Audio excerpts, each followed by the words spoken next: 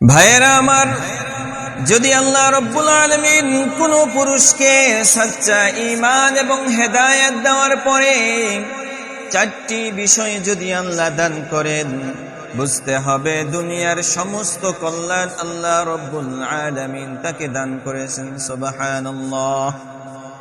এক নম্বর বিষয় হচ্ছে কলবান শাকিরা, এমন একটি কলব, এমন একটি হৃদয়, এমন একটি কলব যেই কলবে আল্লাহ রব্বুল আলামিনের নিয়ামতের শুকরিয়া আদায় করবে।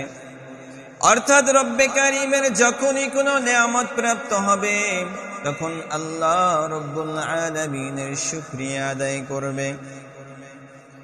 দ্বিতীয়ত হচ্ছে ওয়ালিসানান যাকিরা, অর্থাৎ এমন একটি জিহ্বা, এমন একটি জবান, যেই জবান আল্লাহ রব্বুল আলামিনের নামের জিকির করতে থাকে, আল্লাহর জিকির করতে থাকে। তিন নম্বর বিষয় হচ্ছে ওয়াবাদানান আলাল বালাই সাবিরা,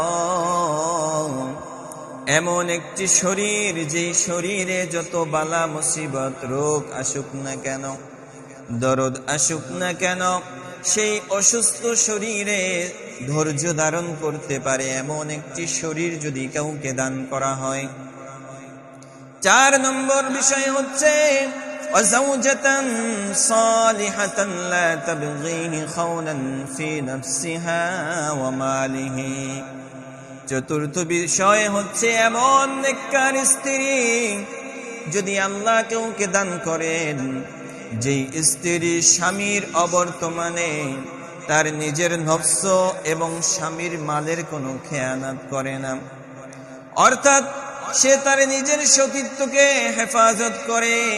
শুধু তাই নয়, স্বামীর অনুপস্থিতিতে স্বামীর মাল, ধন সম্পদ, অর্থেরও হেফাজত করে। এই চারটি বিষয় যদি কোনো পুরুষকে সচ্চা ঈমান এবং হেদায়েতের পরে দান করা হয়, বুঝতে হবে আল্লাহ রব্বুল আলামিন দুনিয়া এবং আখিরাতের সমস্ত কল্যাণ ওই ব্যক্তি, ওই পুরুষকে দান করেছেন। সুবহানাল্লাহ। এক নম্বর হচ্ছে কলবান শাকিরা, শুকরগুজার অন্তর।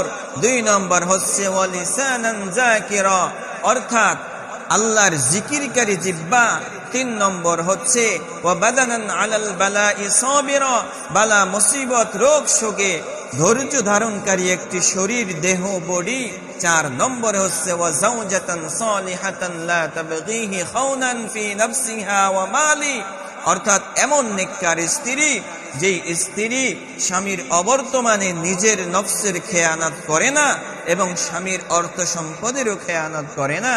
এই চারটি বিষয় যদি কোনো পুরুষকে দান করা হয়, বুঝে নিতে হবে দুনিয়া এবং আখিরাতের সমস্ত কল্যাণ আল্লাহ তাকে দান করেছেন। সুবহানাল্লাহি ওয়া বিহামদিহি।